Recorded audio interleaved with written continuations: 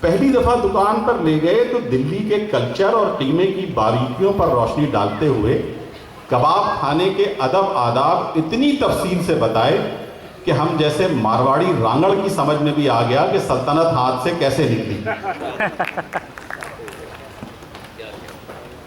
دلی کے کبابیوں کا کیا کہنا، بالکل وہی تیزابی مسالے جو بہادر شاہ ظفر کے زمانے میں تھے، وہی شاہی رکابداروں کی ترکیبیں سینہ بسینہ چلی آتی ہیں، اور وہی امراض بھی میدا بمیدا۔ حالانکہ اب نہ وہ تگڑی راسیں رہیں اور نہ وہ قدردان۔ کچری اور پپیتے کی ایسی گلاوٹ لگاتے ہیں کہ موٹے سے موٹا گوشت پل بھر میں سرما ہو جائے۔ بقول شخص مست بازار کے یہ مسالہ لگا دیں تو وہیں کھڑا کھڑا گل کے قیمے کا ڈھیر بن جائے۔ یوں تو دنیا میں غیبت سے زیادہ زود ہضم کوئی چیز نہیں، لیکن یہ کباب بھی حلق سے اترتے ہی جزو بدن ہو جاتے ہیں۔ انہی سے معلوم ہوا کہ گولے کے کباب میں ایک حصہ قیمے، ایک حصہ مرچے اور ایک حصہ دھاگے پڑتے ہیں۔ سیخ سے اتار کے کڑکڑاتے گھی کا بگھار دیتے ہیں۔ سیخ کباب میں بگھار، یہ کس خوشی میں ہم نے پوچھا۔ اس سے مرچوں کا دف مر جاتا ہے۔ ساتھ بھرت کی سبک سی کٹوری میں گرم مسالہ رکھ دیتے ہیں۔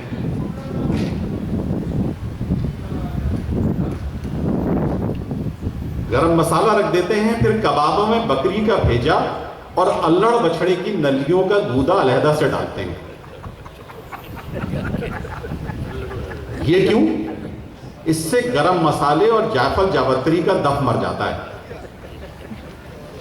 پھر بڑی پیاز کے لچھے اور ادرک کی ہوائیاں اور ان پر ہری مرچیں کتر کے ڈالتے ہیں۔ یہ میسر نہ ہو تو محض سی کرنے سے بھی لذت بڑھتی ہے۔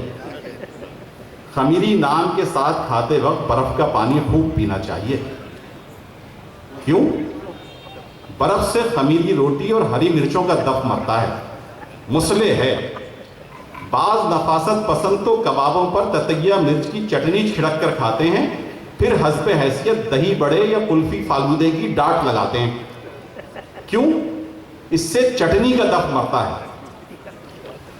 اگر یہ سارے چونچلے فقط کسی نہ کسی کا دف مارنے کے لیے ہیں تو چٹوروں کی سمجھ میں اتنی سی بات کیوں نہیں آتی کہ یکے بعد دیگرے دف مارنے کے بجائے شروع میں ہی کم مرچیں ڈالیں۔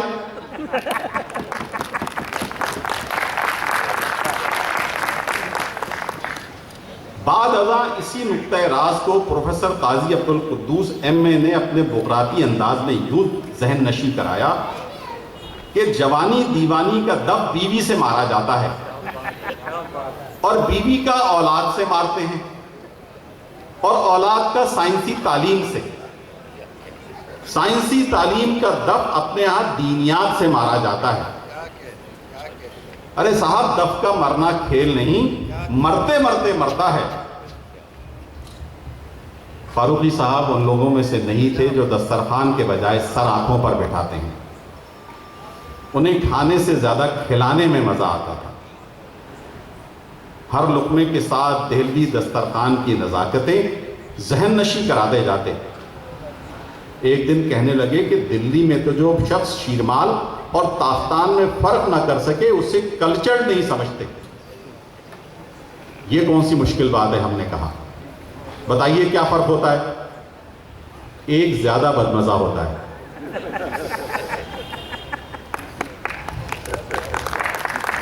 یہ انہی فاروقی صاحب کا ذکر کرتے ہوئے یہ مشتاق احمد یوسفی صاحب کی کتاب زرگزش سے یہ سارے اقتباسات ہیں۔ انہوں نے مختلف لوگوں کے جو ان کے ساتھ اس غربت کے زمانے میں، اس کلرکی کے زمانے میں ان کے ساتھ تھے، ان کے مختلف کریکٹرز بیان کیے ہیں، اور پاکستان کے اس وقت کا نقشہ کھینچا ہے کہ کیسا خوبصورت اور کیسا حسین پاکستان ہوتا تھا کہ جس میں لوگ ایک دوسرے کا خیال کرتے تھے اور توکل اور قناعت کے ساتھ گزارا کرتے تھے۔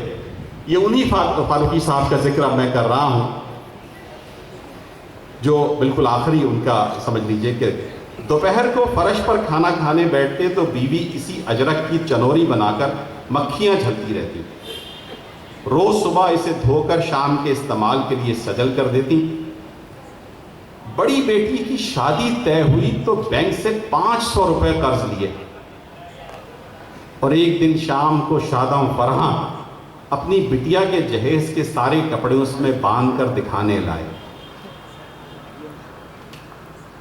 پھر وہ گھڑی بھی آئی جب سخی سہیلیوں نے ایسی رتی ہوئی آواز میں لکھی بابل مورے کاہے کو بیاہی بدیس رے، لکھی بابل مورے گایا کہ دولہا والوں کی آنکھیں بھی نم ہو گئی۔ جس باپ نے جہیز میں چاندی کا زیور، ململ کے دوپٹے اور ایلومینیم کے برتن دیے، اس کے سینے سے لگ کر بیٹی جس طرح روئی ہے، ہم نے کسی امیر کبیر کی بیٹی کو اس طرح تڑپ کر روتے نہیں دیکھا۔ شادی بخیر و خوبی انجام پا گئی تو میاں بیوی کو اطمینان ہوا کہ بار بوجھ ہلکا ہوا، لیکن مشیت کو کچھ اور منظور تھا۔ 3 مہینے بھی نہیں گزرے ہوں گے کہ بیوی کو ٹائیفائیڈ ہوا۔ 5-6 دن تک تیز بخار میں کھانا پکاتی، جھاڑو بھاڑو دیتی اور بچوں کو نہلا دھلا کر اسکول بھیجتی رہی۔ قرض میں بال بال بندھا ہوا تھا۔ شام کو گھر جاتے تو پاکستان چوک سے ایک ہومیوپیتھ ڈاکٹر سے 4 آنے کی پڑیا لیتے جاتے، کسی سے تذکرہ تک نہ کیا۔ رات کی جگار سے سوجی سوجی آنکھوں کو ہتھیلیوں سے مل مل کر دن بھر کام کرتے۔ 10 دن بیمار رہ کر وہ نیک بی بی اپنے رب سے جا ملی۔ دل پر کیا کچھ نہ گزری، لیکن مجال کے حرف شکایت زبان پر آئے۔ یہی شیخ کی ہدایت تھی۔ جنازے میں محلے کے سبھی لوگ شریک تھے۔ بیٹا جو مشکل سے 9 سال کا ہوگا، اسی اجرک میں پھولوں کی چادر، اگربتی، گلاب جل اور شمامت العنبر باندھے بے خبر پیچھے چل رہا تھا۔ اس میں ابھی تک کچھ یاد دلانے کے لیے ایک ننھی سی گرہ مرحومہ کے ہاتھ کی لگی ہوئی تھی، جسے انہوں نے 3 دن سے نہیں کھولا تھا۔ ڈولا لحد کے پہلو میں رکھا گیا اور سرہانے سے غلاف کعبہ کا پارچہ ہٹا دیا گیا۔ میت قبر میں اتارنے لگے تو اپنے ہاتھوں سے اجرک کمر میں ڈال کر دکھ درد کے ساتھی کو مٹی میں سلا دیا۔ اسی سے گوشہ چشم پوچھا، دھیرے سے گرہ کھولی اور پھر اپنے شیخ کے اس تبرک کو کفن پر ڈال دیا۔